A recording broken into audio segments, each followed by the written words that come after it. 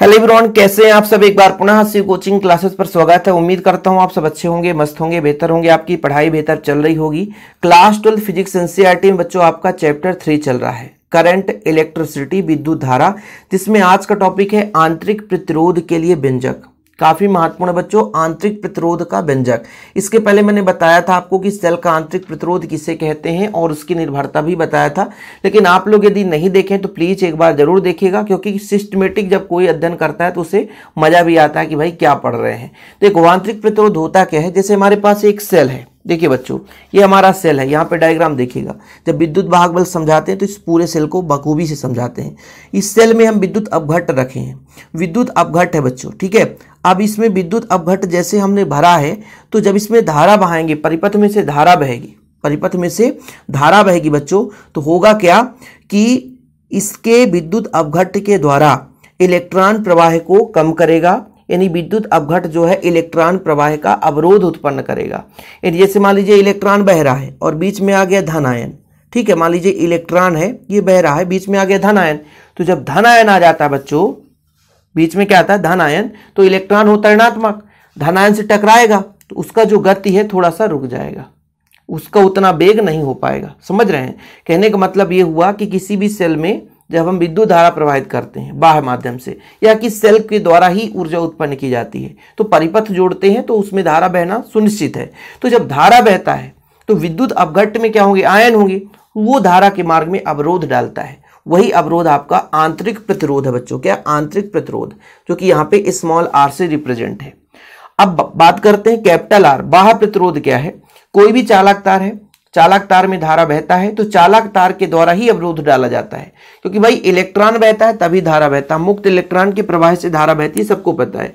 लेकिन इलेक्ट्रॉन चल रहा है, आगे जाकर के धन आयन से टकरा गया तो उसका जो वेग है वो कम हो गया।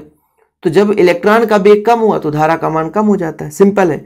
तो हम एक परिपथ लेकर चल रहे हैं जहां पे एक सेल है जिसका आंतरिक प्रतिरोध स्मॉल आर है और बाह्य प्रतिरोध परिपथ में कैपिटल आर है। ठीक है बच्चों, यहां तक क्लियर। तो आंतरिक प्रतिरोध किसे कहते हैं कि जब किसी सेल में से होकर विद्युत धारा प्रवाहित होती है, किसी सेल में से होकर विद्युत धारा प्रवाहित होती है, ठीक है। तो सेल में प्रयुक्त विद्युत अपघट्ट, जो उसके अंदर विद्युत अपघट्ट होता है, वो उसके मार्ग में जो रुकावट डालता है उसे उस सेल का आंतरिक प्रतिरोध कहते हैं। कुछ समझ में आया कि भाई हम एक सेल लेकर चल रहे हैं, सेल में क्या करते हैं, हम विद्युत धारा प्रवाहित करते हैं, तो उसके अंदर जो विद्युत अपघट्ट भरा हुआ है, विद्युत अपघट्ट मार्ग में जो रुकावट डालेगा उसे उस सेल का आंतरिक प्रतिरोध कहते हैं। अब यहां से हम व्यंजक शुरू करते हैं बच्चों, काफी इंपॉर्टेंट है, इसलिए आप लोग इसे अंत तक देखिएगा। सबसे पहले बात करते हैं कि परिपथ का कुल प्रतिरोध।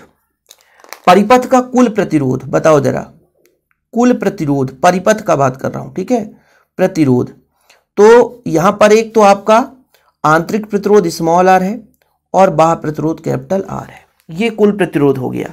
तब आप लोगों ने एक फार्मूला पढ़ा होगा बच्चों कि धारा क्या होता है, आई बराबर होता है कुल विद्युत वाहक बल, कुल विद्युत वाहक बल, कुल विद्युत वाहक बल कितना है और फिर कुल प्रतिरोध कितना है, ठीक है।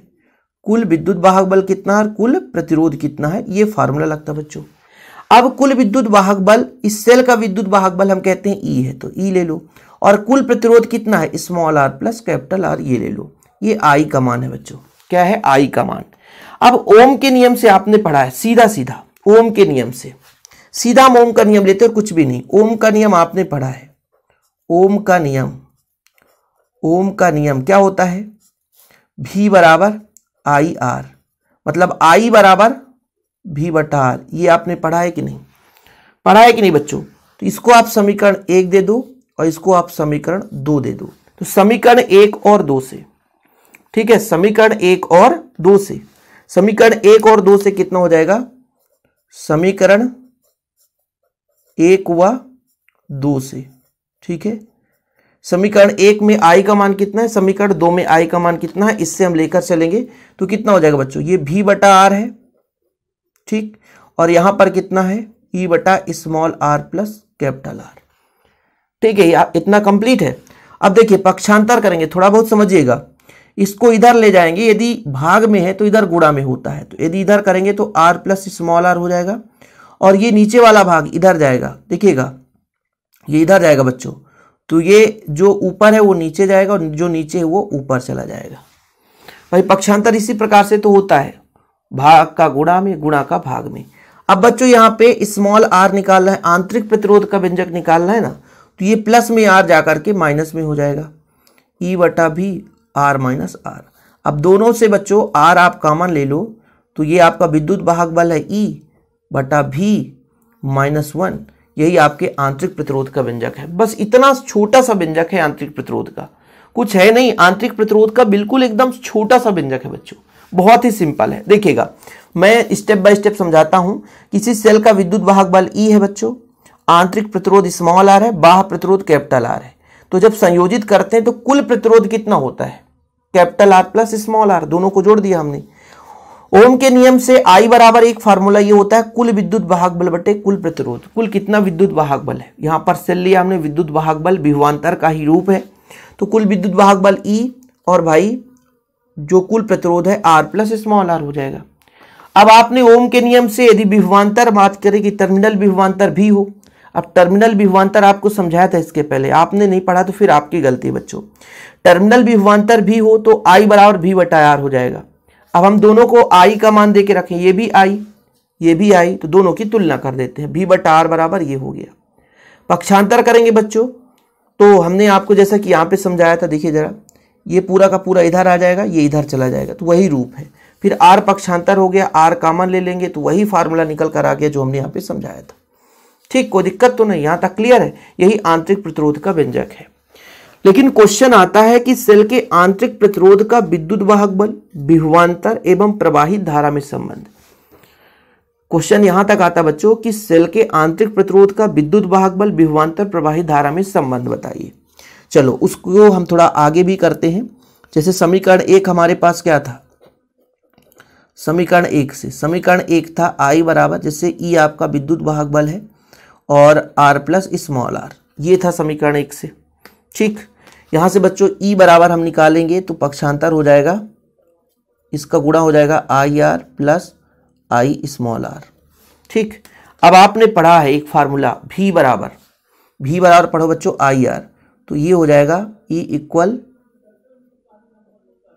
भी प्लस आई आर, तो भी बराबर कितना हो जाएगा, ई माइनस आई आर। यही है बच्चों आपका संबंध, विभवांतर, विद्युत वाहक बल, प्रवाहित धारा और आंतरिक प्रतिरोध में संबंध। ठीक है, सेल का आंतरिक प्रतिरोध भी है, यहाँ पे सेल का विद्युत वाहक बल भी है, विभवांतर भी है और प्रवाहित धारा भी है, यही संबंध बस 2-3 लाइन का है। ठीक है, तो यहाँ से आप कर सकते हो समीकरण 1 से पक्षांतर करेंगे, गुणा हो जाएगा, ई का मान आ जाएगा। आपने पढ़ा ओम के नियम से भी बराबर आई आर, तो यहाँ पे भी का मान रख दो बच्चों, पक्षांतर करोगे तो माइनस हो जाएगा। सिंपल है, यही आपके सेल के आंतरिक प्रतिरोध का विद्युत वाहक बल, विभवांतर और प्रवाहित धारा में संबंध है। ठीक है, तो आज हमारा मुख्य रूप से व्यंजक था कि आंतरिक प्रतिरोध का व्यंजक। उम्मीद करता हूं कि आप लोग तैयार कर लिए होंगे। हम भी छोटे छोटे टॉपिक के ही माध्यम से आपको समझाते हैं ताकि क्लास बोरिंग ना लगे और विधिवत आपकी तैयारी हो सके। प्लीज बच्चों आप लोग दोस्तों के साथ शेयर जरूर करें, एक छोटा सा रिस्पॉन्स रहता है आप लोगों का। आपका प्यार और सपोर्ट इसी में समझ में आता है जब आप लोगों के साथ शेयर करते हैं। और यदि आप हिंदी मीडियम से हैं, पूरा नोट्स लेना चाहते हैं तो मेरा पर्सनल नंबर ले लीजिए। मेरा पर्सनल नंबर है बच्चों 9685 29 91 49, ये मेरा पर्सनल नंबर है। इस पर आप जुड़ सकते हैं, व्हाट्सएप में मैसेज कर सकते हैं, कांटेक्ट कर सकते हैं, सारा डिटेल दे दिया जाएगा। मात्र 100 रुपये चार्ज लगता है, लेकिन प्रॉपर रूप से हैंड रिटेन नोट्स दिए जाते हैं। फिलहाल अभी के लिए इतना ही। जय हिंद, वंदे मातरम।